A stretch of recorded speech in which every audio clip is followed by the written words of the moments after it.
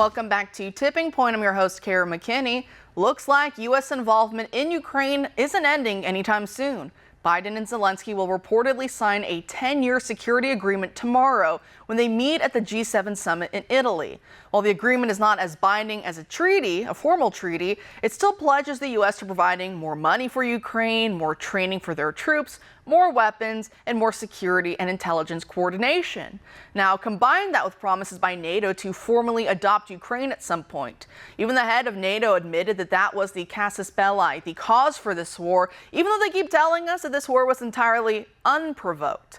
The alliance's security general made that admission last September when he said, quote, "The background was that President Putin declared in the autumn of 2021 and actually sent a draft treaty that they wanted NATO to sign to promise no more NATO enlargement. That was what he sent us and was a precondition to not invade Ukraine. Of course we didn't sign that," end quote. Of course we did not sign that. Said so casually. And now hundreds of thousands of young men are dead. Our support has only empowered the worst of the oligarchs in that country as Ukraine gets torn to pieces anyway, their patriotic young men killed. We're spending money we don't have to deplete our military stockpiles, to destroy our economy here at home, and to push Russia into China's arms, all while footing the bill for foreign oligarchs who hate Americans and our freedoms. Sorry to sound like Bush on that one. The most glaring example of this is Texty.org. It sounds funky at first, but this is a Ukrainian NGO which was founded by a guy who was trained by our own State Department and whose NGO gets your money and my money, U.S. taxpayer funds. You know what they're up to? Creating lists of enemy Americans. I'm just mad that I wasn't included on this list. Those who were included are President Trump, my former colleague Jack Posobiec, Candace Owens, Michael Knowles, Glenn Beck, Tucker Carlson, Elon Musk, Senator Rand Paul, Congressman Jim Banks, and so many, many more. So what exactly does this NGO want to gain from this blacklist? Further censorship? Demonetization by social media, scaring away of ad revenues? Deboosting of their work on various platforms, both online and offline? Or even their arrests? These are the questions we have to ask. But of course, since all those goals line up with the Biden administration's desires for conservatives in America, well, it's not like they're going to protect us from ending up like dual U.S. citizen Gonzalo Lira, who died a few months back in Ukrainian custody after criticizing the war effort. Not that Biden cared. In fact, George Conway was just on The Daily Show talking about the need to deprogram MAGA Trump supporters at some point. And the Democrat challenger to New York Congresswoman Elise Stefanik was advocating something similar at a recent town hall. Watch.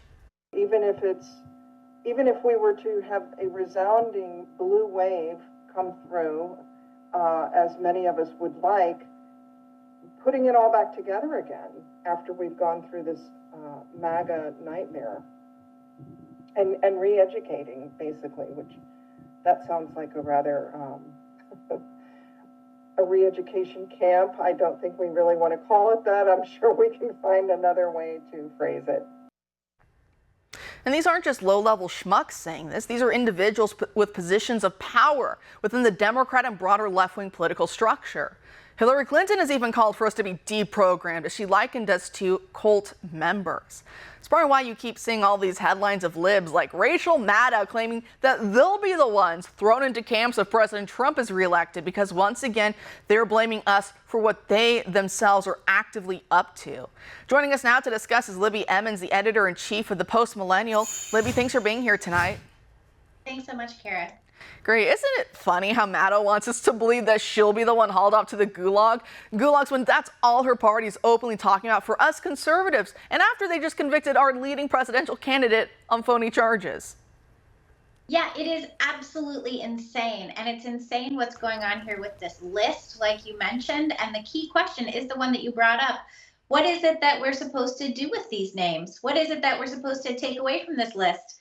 What is it that we're supposed to do with these people who are supposedly standing in the way of Ukraine getting all of the American aid that they feel that they're entitled to? That is the real question. Why do a list in the first place if you don't want some action to be taken as a result of that list?